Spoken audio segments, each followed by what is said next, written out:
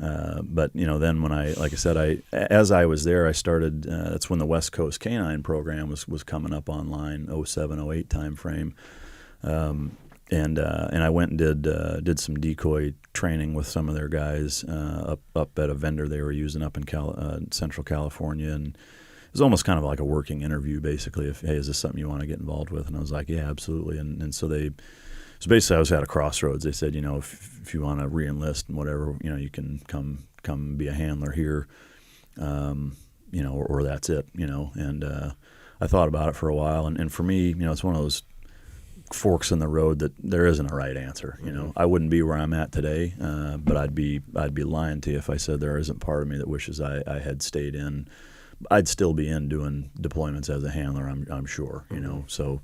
But for me, again, just kind of back to like when I first joined the Navy, I've always looked at it as how can I make a bigger impact, not what do I want most personally, but what's going to make more of an impact in terms of the industry and helping more people.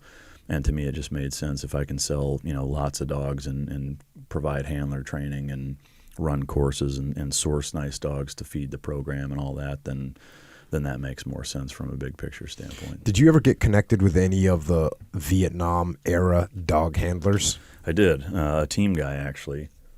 Yeah, like do you ever hear stories about Prince? Prince. Oh yeah, so Prince was like I believe was the most successfully used dog in Vietnam by the SEALs. It was a dog named Prince.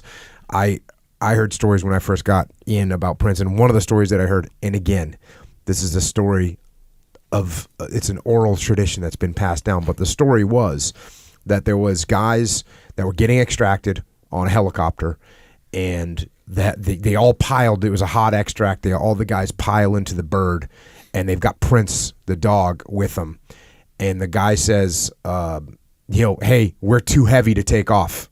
Somebody's got to get out." And this is the air crewman looks at the chief and says, "Hey, we're too heavy to take off. Somebody's got to get out." And looks at the guy and looks at Prince like, "Get the dog out of here. We got to take off." And the story goes that the SEAL handler, like put his hand on the dog and was like, "None of us are going anywhere."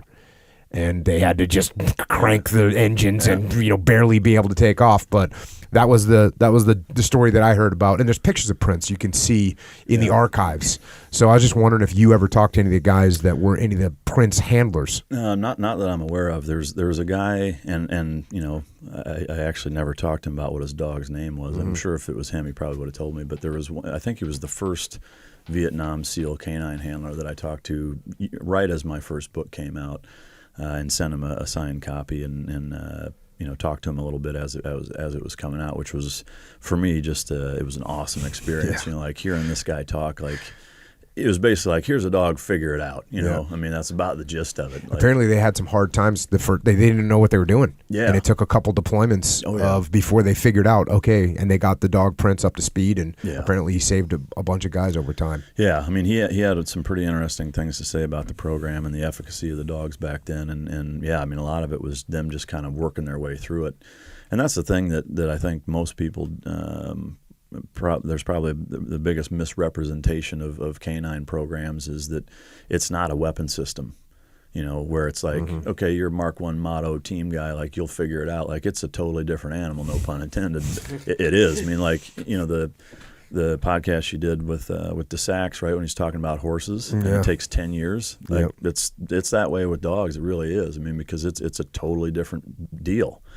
It takes years to get truly, I would say to be able to master, what it takes to implement a dog program. It's akin to flipping on another detachment, or saying, hey, we're going to create a female special forces unit. Like it's going to take a long time before that's up and running. And dog programs are very similar that way. So it's hard enough when you've got training cadre, resources, budgeting, billeting, all that stuff in your favor. It still takes several years, to just say, here's a dog, figure it out. Like, I mean, that's a tough pill to swallow. But those guys did it, just like any of us would. We'll figure it out. But